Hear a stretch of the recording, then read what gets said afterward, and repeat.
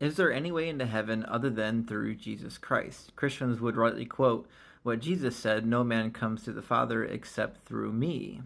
And this answer is simple enough. However, as you'll see, there are always exceptions to the rule. For example, if you ask a Christian, what about the Native Americans that were here before we got here who had never heard the message of Jesus Christ?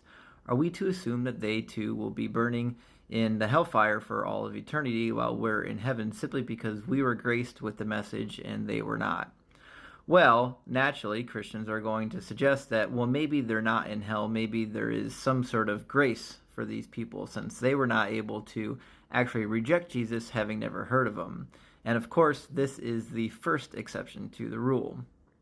Now, if you ask further, what about babies who don't make it past infancy and die off? Are they also in hell? And rightly so, most Christians will have a little bit of empathy and compassion and say, no, of course not. They can't be held liable for their actions, and of course they were not old enough to even comprehend the gospel message, so rightly they would be in heaven like everybody else. So now we have a second exception to the rule. And of course, if you press on further and ask, well, what happened to the Jews who passed away before Jesus Christ walked the earth? They might rightly say, well, as long as they were righteous according to the Jewish law that was given to them, then surely they would be partakers in the resurrection of the righteous. And there we have the third exception to the rule. And of course, if you press further and ask, well, what about those that are mentally incapacitated, either from birth or from an injury, who didn't have the opportunity nor the mental capacity to accept the message of Jesus Christ? And now, of course, we have another exception to the rule, because the Christian, knowing in their heart that a just God wouldn't send them to hell for eternity, would rightly conclude that they also get a free pass.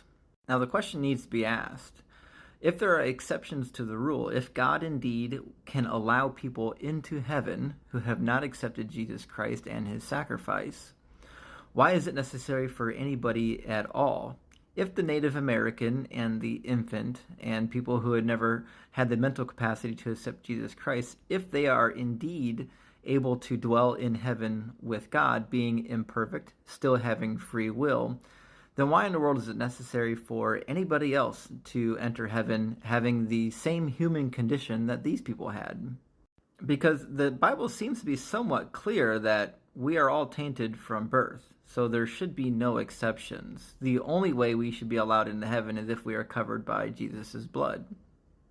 Because if Jesus' blood is not required for all of humanity to get into heaven, then his blood is not required for anybody to get into heaven.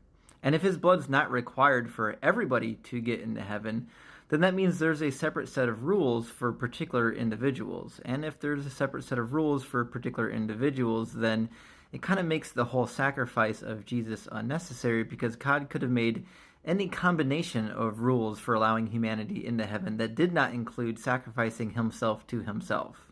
Now, I know there are some apologists literally shouting at the phone right now, trying to tell me that, yes, but there are some people who don't have the capacity to sin, and therefore they don't need the blood of Jesus Christ to cover that sin. And to that, of course, I would say, if God has the ability to create human beings without the ability to sin, thereby getting them into heaven for free, then why didn't he do that for everybody? And of course, if God had grace for those who never heard the message of Jesus Christ, even though they were sinners, but allowed them into heaven anyways, then why wouldn't he just make that exception for everybody?